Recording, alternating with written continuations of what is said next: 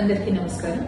నిన్న తెలంగాణ రాష్ట్రంలో జరుపుకున్న ప్రజాపాలన సంబరాల సందర్భంగా కాంగ్రెస్ ప్రభుత్వం ఆధ్వర్యంలో జరుగుతున్న పరిపాలన ఉద్దేశించి జరుపుకున్న సంబరాలు అందరూ చాలా సంతోషంగా జరుపుకున్నారు. మీ అందరికీ కూడా ప్రజాపాలన సందర్భంగా శుభాకాంక్షలు తెలియజేసుకుంటున్నాను. అదేవిధంగా ఈ రోజు తెలంగాణ రాష్ట్రమే కాదు దేశం మొత్తం కూడా బీసీల పక్షాన నిలబడుతూ ఇటు సోనియా గాంధీ గారు, రాహుల్ గాంధీ గారు, మల్లికార్జున ఖార్గే గారు, వారితో పాటు మన రాష్ట్ర ముఖ్యమంత్రి రేవంత్ రెడ్డి గారు, పిసిసి మహేష్ కుమార్ గౌడ్ గారు, వీళ్ళందరూ కూడా బీసీలకి న్యాయం జరగాలి, వాళ్ళకి రాజ్యాధికారం కల్పించాలనే ఉద్దేశంతో 42% రిజర్వేషన్ కోసం పోరాడుతున్న సందర్భంలో గద్వాల్లో మాత్రం భిన్నంగా నిన్న ఐడిఓసిలో జరిగిన ప్రజాపాలన సంబరాలలో ఒక చిన్న సంఘటన చోటు చేసుకుంది. ఏంటంటే స్థానిక మార్కెట్ యార్డ్ చైర్మన్ గారిని వేదిక మీదకి ఆహ్వానించి వారితో పాటు అలాగే గద్వాల్కి సంబంధించిన డిస్ట్రిక్ట్ గ్రంథాలయం చైర్మన్ ని అలాగే అలంపూర్ మార్కెట్ యార్డ్ చైర్మన్ ని వేదిక మీద పిలవకపోవడం అనేది వాళ్ళని అవమానిస్తూ జరిగిన సంఘటన వాళ్ళ బాధతో అక్కడ ఉన్న అధికారులను అడగడం జరిగింది.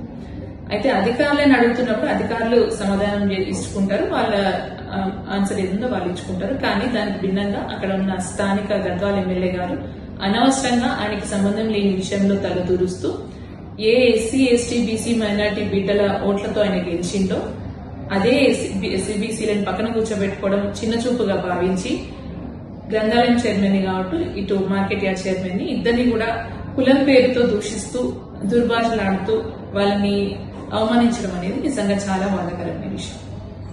అది గమనిస్తున్న అధికారులు కూడా ఇటు గ్రంథాలయం చైర్మన్ కూడా ఒక హోదా ఉంది, అట్లీస్ట్ ఆయనకి గౌరవం ఇవ్వాలని మర్చిపోయి ఒకరి కనసాగల్లో పనిచేస్తూ ఆయనను బయటికి లాక్కెళ్లడం అనేది ఈ రోజు ఒక బీసీ బిడ్డగా నేను ఖండిస్తున్నాను. ఖచ్చితంగా ఇలాంటి సంఘటనలు మరొకసారి పునరావృతం కాకుండా ఇటు అధికారులందరూ తగిన జాగ్రత్తలు తీసుకోవాల్సిన అవసరం ఉందని మీకు మరొకసారి సూచిస్తున్నాను. ఒక విషయం గుర్తుంచుకోవాలి, ఇటు ఎస్సీ ఎస్టీ బీసీ మైనార్టీ బిడ్డల కోసం ఈ రోజు తెలంగాణ కాంగ్రెస్ ప్రభుత్వం మొత్తం తెలంగాణనే కాదు ఈ రోజు దేశంలోనే కాంగ్రెస్ ప్రభుత్వం ముందుకు నడుస్తుంది. వాళ్ళ కోసం వాళ్ళ తోడుతో వాళ్ళ సహకరిస్తుంది.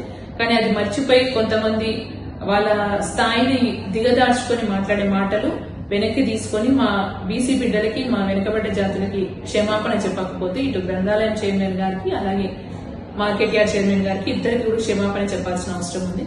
అది చెప్పకపోతే ఖచ్చితంగా ప్రజలు దానికి తగిన శాస్తి తెలియజేస్తారని తెలియజేసుకుంటూ మరొకసారి మా ప్రజలందరికీ కూడా ప్రజాపాలన సందర్భంగా శుభాకాంక్షలు.